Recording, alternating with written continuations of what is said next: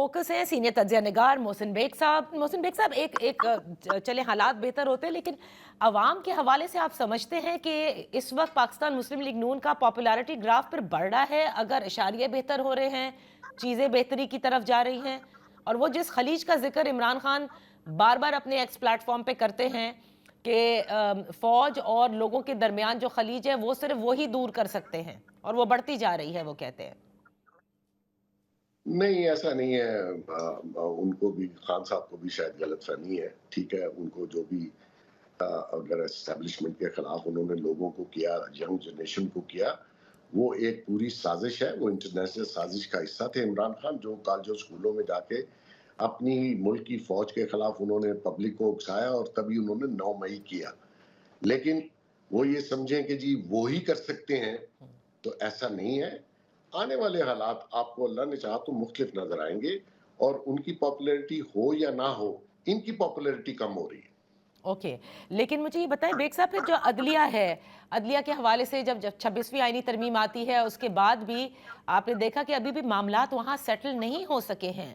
वो जिस ब्रिज जिक्र करते थे हम डिवीज़न का, वो अभी भी एग्जिस्ट करती है वहाँ पर।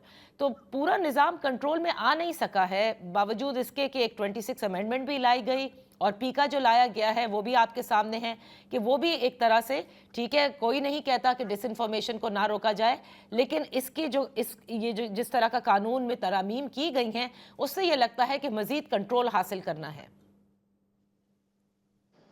नादिया, मैं आपको थोड़ी सी मेमोरी फ्रेश कर दूं कि जब मैं इमरान खान ने मेरे घर पे हमला करवा के मुझे अरेस्ट कराया, तो उस रात को यहाँ के जो सेशन जज थे उन्होंने कहा कि ये जो रेड मेरे घर पे हुई और जिस तरीके से मुझे घर से अरेस्ट किया, उसकी कोई एफआईआर और कोई वारंट नहीं था। तो उन्होंने पुलिस के और एफआईए के खिलाफ फैसला दिया उसी रात को। तो इन्होंने खान साहब ने उस जज साहब के खिलाफ पूरी एक बिग स्टेटमेंट दी कि इसको इम्पीच करेंगे, और रात को प्रेसिडेंट अलवी से पीका ला ऑर्डिनेंस 3 माह के लिए पास करवा के सुबह मुझ पे लगा दिया। इस पाकिस्तान में पीका ला का मैं वाहिद विक्टिम हूँ। तो आज ये पीका ला के खिलाफ बात करें तो इनको थोड़ी सी शर्म आनी चाहिए। रह गई बात जजेस की ग्रुप बंदी की, वो हर डिपार्टमेंट में है, वो क्रिएट करवाई गई थी। लेकिन आपको भी और आवाम को एक खुशखबरी सुना देता हूँ कि ये जो डिवीजन है और डिवीजन क्रिएट करने वाले जो जजेस जो सियासत कर रहे थे, ये थोड़े दिनों में आप देख लीजिएगा, ये भी बानी की तरह अल्लाह ने चाहा तो नाकाम होंगे। ये मुल्क आगे चलेगा। ये जुडिशरी जो है इसमें बहुत बेहतरी आ रही है, कोई फिक्र वाली बात नहीं है। चेंजेस आई हैं, जैसे भी लाई गई हैं, वो ये चेंजेस जो हैं आगे आगे आपको बहुत बेहतर फैसले और बहुत बेहतर चीजें नजर आएंगी। जिन जजेस का आप कह रहे हैं कि वो नाकाम होंगे, तो वो किस तरह से नाकाम होंगे? क्या क्योंकि उनके खिलाफ कोई रेफरेंस लाई जाएगी? किस तरह से आप समझते हैं? एक जज साहब है जिन्होंने लेटर लिखा, बाकियों को साथ मिलाया, यूनियन बना ली। वो उनके पास ड्यूल नेशनैलिटी और रेजिडेंस है, जो उन्होंने गवर्नमेंट ऑफ पाकिस्तान से अपने पासपोर्ट के फॉर्म पे छुपाई।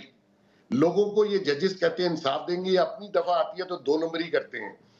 इसी तरह जो बाकी जजेस हैं, किसी की डिग्री जाली है तो जाली डिग्री वाले को नौकरी मिल जाती है, और वो भी इसलिए कि आप लोगों की किस्मत के फैसले करें। तो देखिए नादिया, ये ऐसा नहीं है कि ये सारे दूध के धुले हुए हैं, इनमें भी बहुत सारे नकाइस हैं। इनके फैसले, अब ये फैसले ऐसे आ रहे थे हाई कोर्ट इस्लामाबाद से कि जो एफआईआर अभी दर्ज भी नहीं हुई उसमें भी बेल। ये कभी हुआ है? ये आम आदमी के लिए होता है? तो ऐसा तो नहीं है ना कि आप एक दिन एप्लीकेशन दिया, अपील लगाएं और सुबह आपकी अपील मंजूर हो जाए। दुनिया 12-12 साल अपीलों का इंतजार करती है। तो अपने गिरेबान पे झांके, ना कि ये सिर्फ कहेंगे जी हम जुल्म हो रहा है। क्या जुल्म हो रहा है जी?